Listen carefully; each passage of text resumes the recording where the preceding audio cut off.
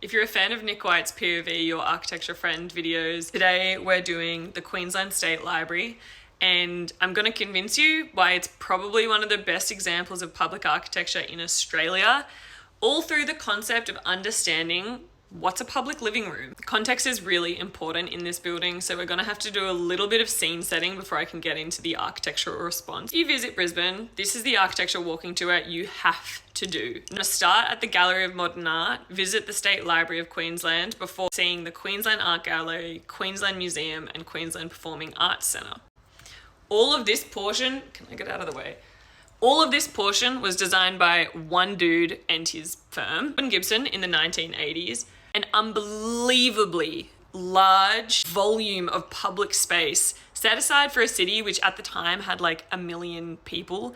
It's mind-blowing how big this thing is. But what we're going to talk about today is this. This is the State Library of Queensland. And originally it was part of Robin Gibson's precinct, and it had an extension done in 2006 by Donovan Hill and Peddlethorpe Architects. In a Queensland context, with the heat and the glare from the sun, the living room is often the deepest, shadiest part of a home. You've got all the windows open to get breeze and draft through, and you're hidden away from midday temperatures. It's often the most protected part of a home. And so much of what defines Donovan Hill's architectural response throughout their portfolio, but this building in particular, is building in deeply shaded spaces so that people can relax and hide from the sun in a public space. Now that we've covered where we are in the sense of the city, I'm going to do a little bit of a deep dive into the plan. So this is the plan of the building. And once again, I don't expect anyone who hasn't studied architecture to be able to realize what the hell they're looking at. Our first markup. So the blue panel on the right is the Brisbane River.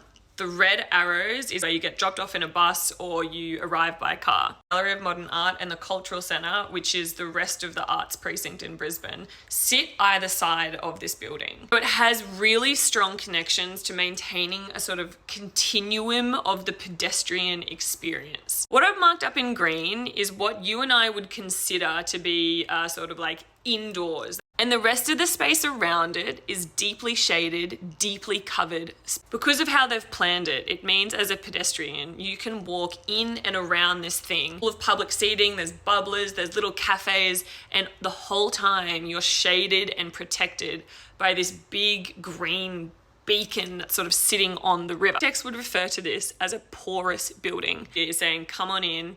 There's no hard edge to this building. There's no glass door that locks you out. The journey into the building is defined by a very dramatic sense of compression and release. We're gonna try and talk through this concept in a video that I took with my sister. So your cue to approach the main entry is the title here, which says State Library of Queensland. And you can see that you're heading towards something really very low for a public building. The contrast from outside, where it was really light, what lies beyond it is quite a reveal once you move into the internal space. The trick that architects use is that when you walk from a low space, the next space you walk into feels a lot bigger. And you see that we're still not inside. We've almost walked probably like a good 10-15 meters, and we've reached a second compression point, and now we get to sort of like the gem of the building, the public living room, and it's this massive atrium space in the middle. The atrium is probably one of the best examples of a public living room in Australia. The atrium is how you orient yourself in the building, and the library wraps up and around it. Moving even further into the quiet spaces of the library, you actually get closer to the river, and the relationship of the solid and the transparent of the architecture swaps. You sort of had that big green wall you approach from the outside, and now it's really transparent as you look at the river. This is actually called the Poinciana Room, and the reason for that is because there's this brilliant red tree that lights up once a year, and they've fitted the rest of the building in around that concept. The carpet is red and the exterior concrete pop out, which I love. Someone called it like, it's like the building's sticking its tongue out at the river at the city, is in response to that. So now that we've learned about porosity, I just want to show you a few more clips about how there's no hard edge to this building. Even in the facade, it's broken down into different colors and different cutouts. The entry to this building that is more obvious or more grand than the other. This big opening here is actually about how the building orients itself with its two neighbours and lets pedestrians walk through from the cultural centre over to Goma. It's not even really an entry to the library, and yet it's given the presence of a grand foyer. A very legitimate way to get around in Brisbane is the City Cat, and so the idea of being able to see this building from all angles while you're moving at the scale of a city is a really rare brief. Most public buildings you kind of experience as a pedestrian. This is incredible. Like, look at the breakdown of scale, the incorporation of that big tree, which turns red. This was actually the only photo I could find of the tree just starting to turn red and how it relates to that red pop-out box and why it's then informed the response on the inside of the Poinciana room.